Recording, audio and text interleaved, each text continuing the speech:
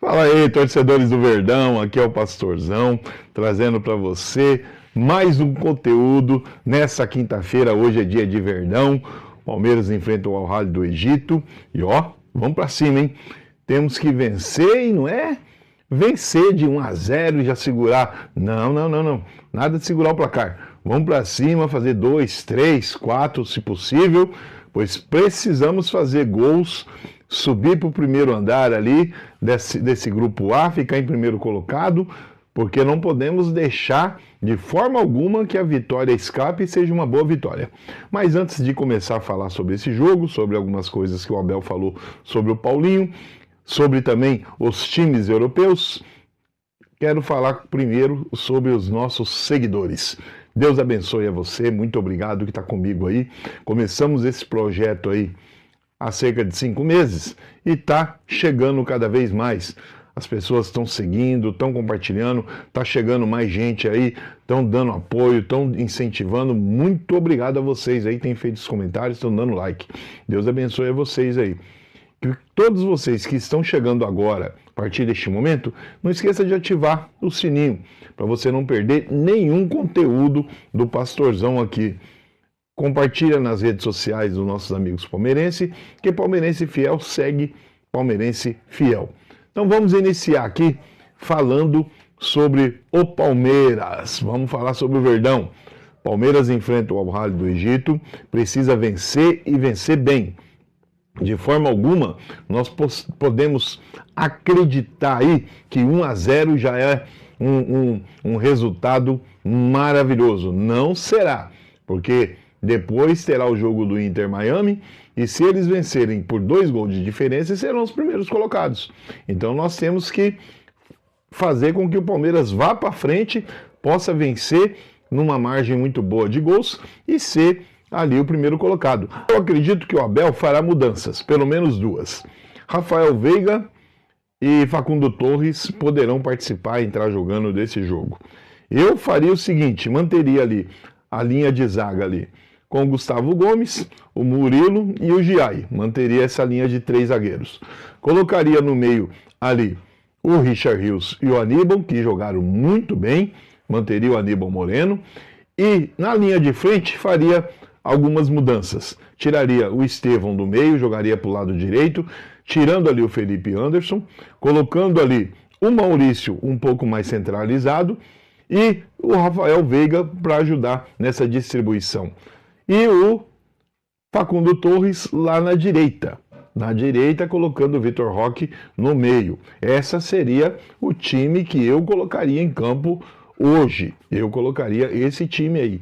Quanto ao Paulinho, o Abel deixou bem claro. Paulinho realmente tem limitações físicas. O Paulinho não tem condição de participar nem de um 45 minutos.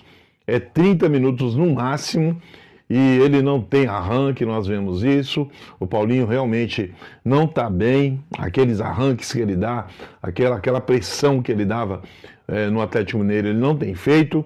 Mas acreditamos que ele ainda se recupera aí durante aí esses tempos que ele vai ter pela frente. Quanto aos times europeus, desde quando a FIFA anunciou que teria esse torneio nos Estados Unidos e que seria 32 equipes e que todos esses times estariam jogando nessa época do ano, eu venho falando aqui, comentando como seria as possibilidades dos sul-americanos enfrentando aí os times europeus. O que que nós estamos vendo?